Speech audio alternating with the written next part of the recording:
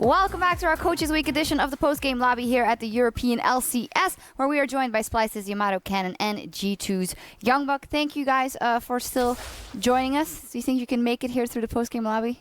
Getting a little bit tired, but we'll be fine. Yeah, After same. these 2 games, you know, it was hard to stay awake, but I'm here. And Yeah. my eyes are open. Yeah, so let's take a look at that last match, or the last game in the last match. Origen versus Roccat. Obviously, finally, a 2-0, I should say, from the side of Origen. Extremely important. But this game, again, was more of the same. How much of a chance did Roccat have?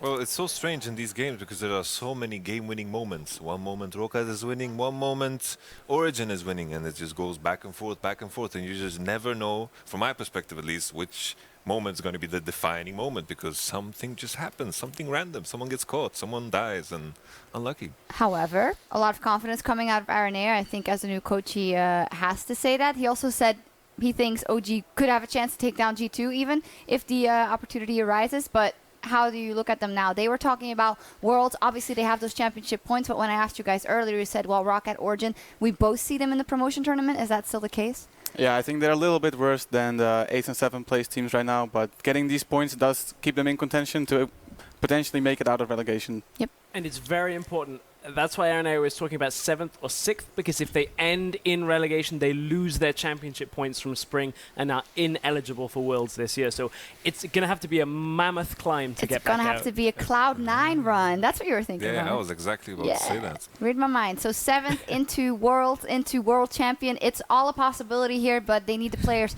to play well consistently. And here, player of the game, Power of Evil, that is twice, and that is very consistent for him. We talk a lot about Power of Evil, this and that. How come he was able to shine? Obviously, not also a bottom-of-the-table team, but Origen is also a bottom-of-the-table team, so... In this game, he had the perfect setup for any mid laner. I expect if you give him any mid laner 5 kills that early on in a game on a champion like Cassiopeia, that's a game done. It took a long time for Origen, though. It's also important to highlight that he's playing Cassiopeia into 5 very low-range champions. Severe struggles against this, but then again, you know, I think he did indeed have some clutch ultimates that won them big fights that should have given them the game, but should, in a sense, you know, gave them a Baron here and there, which was fun and all. Yeah, I think this game was fun in a way that Power of Evil was set up to succeed in the draft for Origen, and on the other hand, we had Steelback who was set up to succeed. So it was really fun to see these guys battle each other, and they both performed really well. And as expected, they were both succeeding, but in the end, Power of Evil got the victory. Yeah, good point. Steelback indeed almost pulling it back in their favor there with his severe moves, but in the end, OG very, very important 2 points for them. We'll see how this evolves for those 2 teams. We do also want to take a look at a couple of other matches today. First up, UOL versus Vitality, 1-1, a tie in the end, and in game 1, it was all about the Jacks, if you guys remember. I don't know if you caught that game. Yeah, that was a pretty insane end to that game. Inside the base, getting a quadra kill for CaboShard. Eventually was able to kind of defend this, and Vitality just keep having these messy games where they make a couple of maybe misplays early on, and then they lose hold of the game, and then suddenly this kind of play where Unicorns, they've just picked up Elder, and look at CaboShard, just gets everything he needs. First of all, picks up Veritas, who was looking at E forward, I believe, before this exchange, and then Ajax is always going to do this if he's allowed the room to get this kind of play off at the 43rd minute. From there, Unicorns kind of bounced back, but we were talking a little bit earlier, Yamato, I believe it was you that mentioned to me you feel like Unicorns are ahead of where Giants are. Am I mistaken that it was you that said that to me? I think Unicorns of Love is better than Giants. Unicorns of Love, I think, in their top lane, they have a player called VC Sachi, of course, and I think he has performed very consistently. I think there are some cases I would call him the best top laner in Europe, contested with... I'm 100% sure he's top 3, and I think he gives them a lot of victories. All right, then looking at Vitality, we so often see them in this position, the fact that they have to fight back or actually give up a game that they've already done really, really well. And we had Sean's on the desk. He was kind of joking around. Obviously, we're trying to do bad in the regular season so we can do good in playoffs for a change. However, what do you make of the fact that they have individual strong players, very strong players, and they end up in these positions in games where they have to fight back or where they give up a lead and make it very hard for themselves, it seems? Yeah, they don't really have the macro game down yet, but with Shook in the mix, he's the guy who camps for CaboShard, and CaboShard has been playing more carries, so they set him up to succeed, and right now that's mainly their win condition whenever they go into the game, but they have a lot of macro things to work on. Yeah, you know Shook very well, of course. Is he a strategist? I think he's just really good at knowing where to gank and when to gank. His timings are always flawless. Always top. No, but Yeah, it's like too. I feel like I looked at the big difference between Vitality this split and the previous split is the fact that in the bot lane, you know, they look very, very weak. The difference, there's no Yarnan. Then you need to start asking yourself how big of an impact did Yarnan have on casting, because I do think he has been weak at this split. And then on top lane, exactly as you said, I feel like with Mighty Bear, they had issues because the synergy wasn't just down. And I also heard a lot of stories about how they just didn't work and mesh together as people, and that matters as well. And I think if CaboShot doesn't get the support that he likes to take all the time, then he also looks weaker. And then Nuktak in a mix like this, you know, it's harder for him. I think in a scenario where things go well for him, he shines, but if other things go wrong for him, he kind of tries to do his own thing, and it kind of looks really bad sometimes. Okay, playoffs is tomorrow. Vitality is in there along with the rest of the top 5 right now. How far did they get? They get to the stage 3 times with the way they look right now. All right. You get the participation trophy. It would be the same repeat from spring, but this time there's no expectation leading into it. Yeah, that might be better for them, actually. We'll see how they can evolve over the next couple of weeks. A team that has evolved greatly over the last split is Splyce. They were up versus Giants here. We have a very proud YamatoCannon with us. We already touched on the series earlier. Another 2-0 for you guys. Yesterday, almost a 2-0 versus G2. Where is the Splyce going, Yamato? Oh, we're going places. You know, I'm really happy that it's finally paying off. I'm so proud of the guys because we kept applying the same principles. We just had 5 guys or 6 guys in this case that worked very, very hard, and it's finally paying off. And, you know, the guys as players have changed immensely. From the start, I knew that these are guys that are going to take in as much information as possible, and it's absolutely beautiful to see now.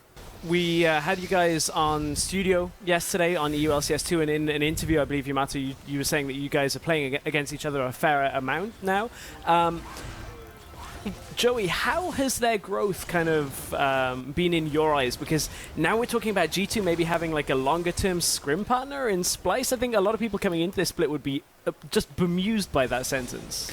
Yeah, at the start of the split, we had a lot of different scrim partners, but then we noticed that Splyce was actually giving us a lot of trouble and forced us to grow and actually gave us a lot of learning moments. And since then, we've been trying to practice against them a lot. So we've been bouncing off of each other, and I think we've been improving each other a lot.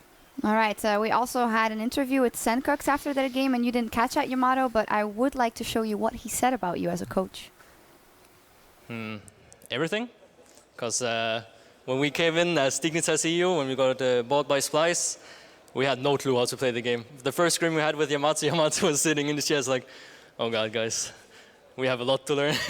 We didn't know how to play macro play at all. We were like, we can group mid, guys, so we can fight as 5. And I feel like last split, as I've said in a lot of interviews as well, it was like a rookie split for us, especially for me personally. And I feel like the macro play we have right now is on the highest level, especially in Europe. The preface there was Pyra asked how much do you have to thank to Yamato and Picks and Bans and this and that. And he said everything. So you touched. Wow. This, you know, there's not a lot of glory in coaching, but hearing this coming from your players, you know, if I wasn't on camera, I would probably cry. But you know, this is the greatest thing you could hear from a player. I feel like I've been blessed with 5 players that were willing to learn, and it was just simple. I had to explain the way I was thinking, and they picked it up. And at this point, their own thinking machines, and the amount they've grown and the journey they've made is just amazing for me, and I'm super proud of them. Well, fantastic. I think it's amazing also to see that you guys here sit next to each other. Obviously, G2 had that super fast rise from Challenger into the top of the tables, but with you guys, it was a lot slower. And I have to admit, I don't think anyone saw it coming, because also individually in their roles, there weren't a lot of high flyers within those players. So that project is quite impressive to me. Where's the ceiling? Well, I think, you know, there's a lot of talk about how some of the players are going to be the next ones on the top of the list in terms of the role. And I think, you know, the one thing that I saw and the one thing they had in common from the start was that they took a lot from losses. They gained so much from losses, and they took so much from things that went bad, because you can look at any experience in life and take something positive out of it. And they always kept working hard no matter what happened. And that's what brought them here. Fantastic. Thank you. Always inspirational words from Yamato. We're going to move on and take a look at another series, G2 versus H2K. Of course, when I talk about coaches that are very happy this week, I assume that YoungBuck is also quite pleased with what happened today. 2-0. We talked about it a bit already, Yamato, with you, but Joey, can you give us your perspective on the series? I think we had really good drafts, so I can sit here with pride. All in all, I think the games were pretty clean. At the end of the first game, there may have been some trolling going on. People were a little bit less focused. We knew how to close it out. We communicated how to close it out, but we didn't stick to that plan because we wanted to play with some swag. I have some questions to you, YoungBuck. So in the first game, I was complaining a lot about the GP. I felt the GP flex didn't make a lot of sense because Shen and Malzahar were out. So what was the thought process behind it? Was it just comfort because of the top lane picks being banned out? Good question. We actually had a problem where there were 2 top laners banned out, and then they had to pick Gnar. And we already had Gragas and knew we were going to have Azir mid lane. So we didn't want to pick the Rumble there. So we want some physical damage. Expect said that he can win the early game with Gangplank, so we put a lot of trust in him. But at the same time, we also knew that Jankos really likes to gank early on at level 2 or 3, and we consistently communicated that. And it showed a lot in Expect's play. He was very passive, and that's maybe a little bit of like experience on his behalf, where he was losing a lot of CS and was playing really scared. I also have a follow-up question. Like with that in mind, you know, if you have one losing side, usually you want to have a stronger top side. With this particular matchup with Sivir Karma into Bard Caitlyn, was your bot lane confident that they would dominate this matchup? Very confident. Yeah. All right. Yeah. Well, speaking of confidence, I had the pleasure of having you two join myself and our Twitter crew for a Twitter AMA. During the discussion, YoungBuck, we were talking a lot about how, you know, that you have feedback sessions and you find that when discussing with the team, things are fairly open. Have there been discussions on some of the overconfidence that G2 we've seen in perhaps in some of the games that we've seen where perhaps they've got a lead and it just strays on too long? Is that something the team has addressed internally yet as we head into playoffs? I think specifically at the start of the split, when we were doing it, it was definitely addressed because we were under a lot of fire because of what happened at MSI and the roster swaps. So I needed to make clear that we can't fool around. We have to close out games and show people why we made these decisions and why happened what happened. Now it's getting better, but we still see some people going for outplays when they don't really have to. But I think the games have been a lot cleaner. And I think just people are not looking for outplays and just trying to play for the team. I think that's what we all wanted to hear here as European fans. If you guys make it to Worlds, to defend their honor, obviously. Another teams that going to make it to Worlds, Schalke and Fnatic. Let's take a look at their match today. It was a tie, 1-1. Schalke actually took that first game there, but it was incredibly back and forth. I didn't catch the end of it. I thought Fnatic won, but they didn't. Ridiculous game, back and forth. A Baron steal apiece from this this first game. Honestly, Schalke, I don't know which Baron steal this one is coming up. Okay, it's Spirit going in for the first one as they just stole it just out of Schalke under their noses. Yeah, it turned out to be a tie. Yesterday, Fnatic had a fantastic first showing with Kikis. YoungBuck, what do you make, obviously, of the transfer, obviously, from Kikis going to Fnatic and how he's done so far and how he fits? I'm incredibly happy for him. First of all, very sad that he left, because at the moment that he left, I actually believe he was the best top laner in Europe. He showed that in the playoffs, the split before, where he was outperforming almost every other top laner after a pretty rough regular split. He continued to perform really well in the start of the split when he decided to step down. So I'm glad he's on a top team where he's happy, where he can shine. He's performing really well, great person. Yeah, can you tell me a bit more about the kind of person Kikis is and how that might help Fnatic? He's a very kind person. He also helps a lot in the household, which is pretty rare for a young person to do. That's true. So that's actually a big deal. Other than that, every now and then he can be a little bit stubborn, but it's never a big problem. And in-game, he's a great leader. He was a great secondary leader for us, but on the top lane, he communicates a lot and is very proactive, whereas Gamsu was not very proactive and not really communicating, so they were usually late on TP plays, whereas with Kikis, I think the TP plays are going to be a lot better. All right, well, we'll see how that evolves. Very nice insight finally for Schalke, something I picked up here on the desk. When you guys saw Schalke throwing the lead, so to say, you guys said, or one of you said, I don't want to misattribute it, it's much like Elements, it's unchanged. They throw their leads and all they do is run down mid and team fight. It was you, you're giggling. That was me. Yeah, it was you. Yeah. I feel like it's exactly the same as last split. They become very, very impatient. They only have one way of closing out games. I feel like if you just play it calm and farm it out, eventually Gilius is going to do something that is too crazy to work and they just fall behind. So I think impatience is the key word if you talk about Schalke. Impatience, impatience, impatience. All right, let's take a look at where that Impatience got them in the standings. Top 3 still unchanged as far as I remember. We get some Yamato stairs instead. There we go. G2 Esports still in first and now 3 points away from Fnatic, as well as Splyce hot on Fnatic's heels. Only 1 point, Yamato. I'm coming for you, Fnatic. Yeah, there we go. Let's take a look at some of the rest. Obviously, Origen and Roccat there at the bottom. Guys, top 6 playoff spot. Who is deserving? I think it's as it is right now, honestly. Yeah? I think if you could lock it here 2 weeks, you go, fair enough. Everything seems to make sense. Unicorns just sneaking their way up to being tied against Giants. Honestly, I feel like Schalke are still a step ahead of Vitality, Origen, and Roccat, and unfortunately cursed to be forever 7th with that team. But I still think that it's such a key race now between Fnatic and Splyce, because if we're in a world where Splyce can get themselves a bite to the semifinals as well, I think that's a little crazy, thinking back to the beginning of the split, but well deserved. It would be very, very crazy, Like, in general, I feel what's crazy about the standing is that, with the best of 2 system, so many things can change, Like, looking at the teams, I agree with you that the top 6 right now could be locked in, and I would agree with that choice, if you can call it that. But it just, one set could just change everything, because the points are just so close. How comfortable does it feel this split around for you? I'm pretty comfortable. Pretty cool. With that in mind, getting 3 points is just so juicy. Fantastic. Talking about points, championship points, if we look ahead to Worlds, G2 currently has 90 points, OG has 70 points, Fnatic 30, H2K 30, and then the Unicorns of Love and Vitality 10. We can assume that G2 will go to Worlds quite handily, be it on championship points, be it on winning the splits. But then we look at OG, they have a very big chunk of points, but as you guys mentioned, if they drop down to the promotion tournament, those get nullified. They have to be all the way in 7th place. So Worlds contenders, what are we thinking? And how are you going to get to Worlds, YamatoCannon? Oh, I haven't thought about it too much yet, Yeah, right. It's like, of course I have. I'm thinking Gauntlet, it's hard for us to catch up in points completely unless the stars align and, everything goes well. But I think we have pretty good shots, but I don't want to think about it too much because I tell my guys all the time, step by step, day by day, calm down, don't think about Worlds and everything that happens there, but just take it slow, That's a song from a sitcom from the 90s, I think. Step by step, day by day. No? Hey, you've lost me on that one. Joey, Yes.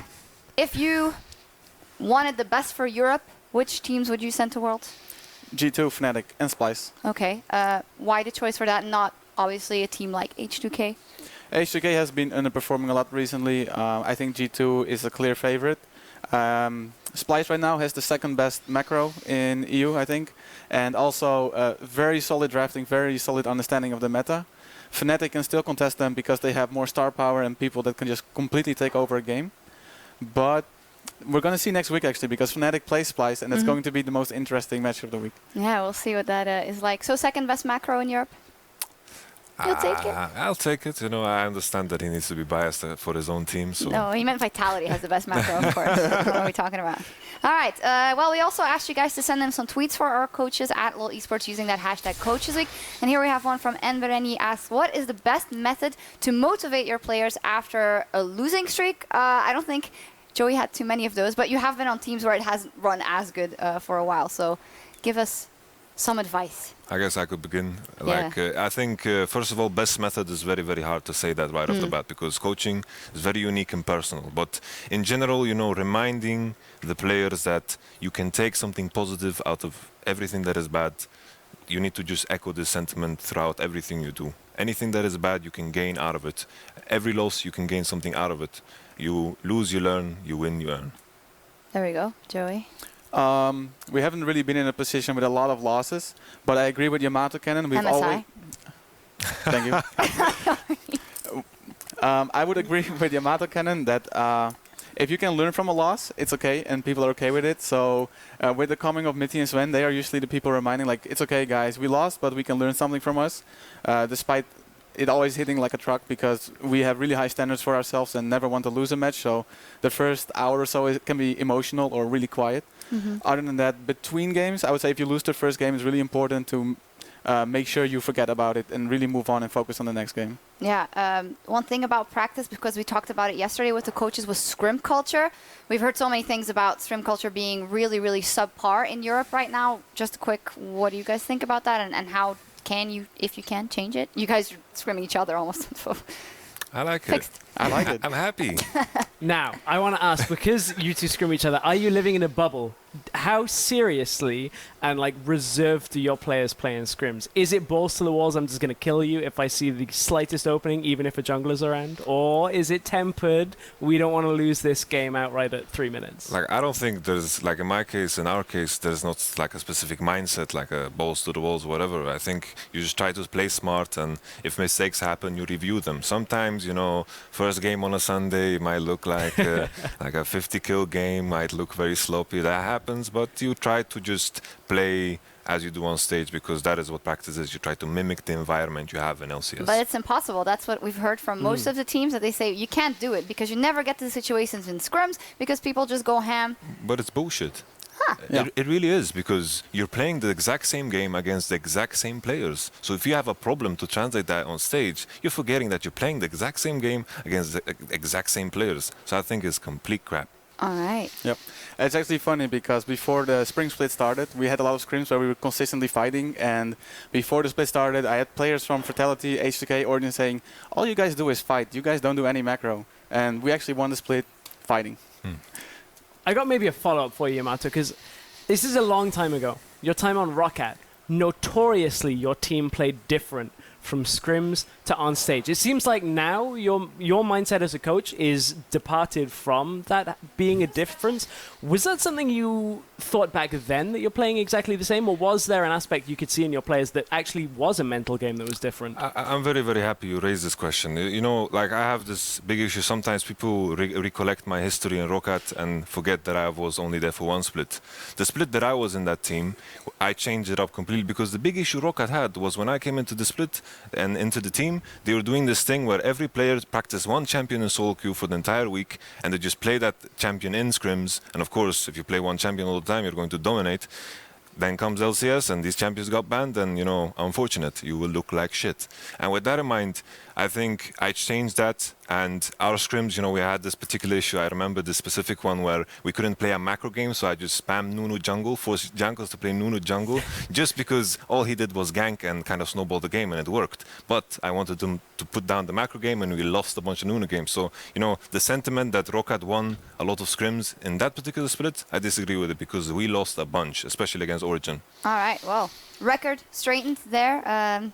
Peace of mind. We've also reached our limit of like things we shouldn't say on air. So we're just going to go and take a look at the, I'm just kidding. Player of the game leaderboard. G2 Strix is still #1. Again, 2 today, I think, and that, or 1, and that has in like 8 points. Cabochard right behind him, then Jankos. Knight, Power of Evil, Spirit, a lot of junglers, as said. And well, G2 in #1. Do you see him coming, or is deserving of MVP of the split?